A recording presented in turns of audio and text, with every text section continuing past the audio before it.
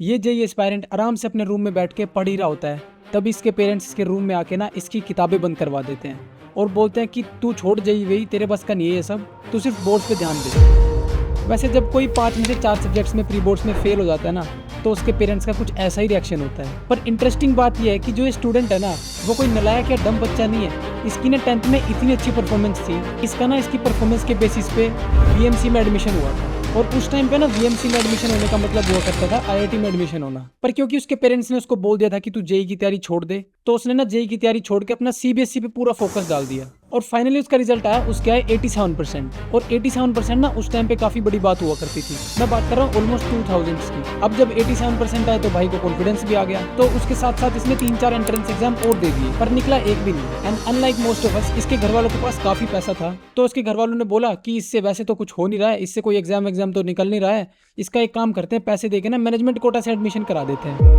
अब ये बात सुन के उसको काफी धक्का लगा। उसको एक टाइम के लिए ऐसा फील हुआ कि क्या उसमें इतना भी पोटेंशियल नहीं है कि वो अपने दम पे एक एडमिशन सिक्योर कर सके। फिर उसने डिसाइड किया कि वो ना ड्रॉप लेगा और फिर से तैयारी करेगा। और ना उसने अपनी ड्रॉप ईयर की स्ट्रेटेजी पूरी चेंज कर दी। सबसे पहले तो उसने अपनी कोचिंग चेंज की, क्योंकि उसे दिख गया था कि वैसे भी स्टार टीचर्स का तो कोई फायदा हो नहीं रहा है। और ना उसने अपनी प्रिपरेशन को ना टीचर्स के हाथ में ना छोड़ के सेल्फ स्टडी पे फोकस किया। फिर रात रात भर जो वो गेम्स खेलता था उसने वो छोड़ दिए। और इसकी ना एक बहुत बुरी आदत थी कि ना ये जैसे ही कोई क्वेश्चन सोल्व नहीं होता था ना, तो ये सीधा सोल्यूशन पेज पे जंप कर जाता था।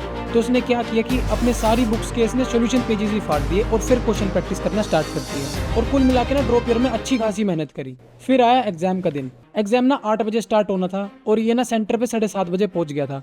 पर फिर भी ना इसको एंट्री मिली 8:15 पे, क्योंकि ना इसके डीओबी और रोल नंबर में कुछ गड़बड़ सी हो गई थी। और फिर जब वो अपनी सीट पे जाके क्लासरूम में बैठा तो पीछे से आवाज आई, hey stand up, you are sitting on the wrong seat. फिर वो वहां से उसने सीट चेंज की, तो इन्विजिलेटर ने बताया कि आपने तो इसमें डेट्स ही गलत भर दी है, पेपर भी सब्जेक्टिव हुआ करता था। तो अब दोबारा एग्जाम करना बहुत ज्यादा मुश्किल था। पर फिर भी पूरा एग्जाम दोबारा दिया और एग्जाम सेंटर से बाहर आ गया। फिर उसने डिसाइड किया कि वो सेकंड एग्जाम देगा ही नहीं। पर पेरेंट्स की डांट सुनने के बाद सेकंड पेपर भी देने चला गया और इस बार सेकंड पेपर पूरा फोड़ दिया, कट ऑफ भी क्लियर कर दिया अच्छे से। और आईआईटी के साथ साथ काफी और एंट्रेंस एग्जाम भी दिए, जैसे डीसीई और एनएसआईटी का एग्जाम हुआ करता था पहले, अपना अलग से एंट्रेंस एग्जाम हुआ करता था। उस एग्जाम में इस स्टूडेंट की ऑल इंडिया रैंक 71 आई और फाइनली एनएसआईटी की कंप्यूटर साइंस में भी इसने सीट सिक्योर कर ली। And this is the story of Anup sir, founder of मैथोनगो।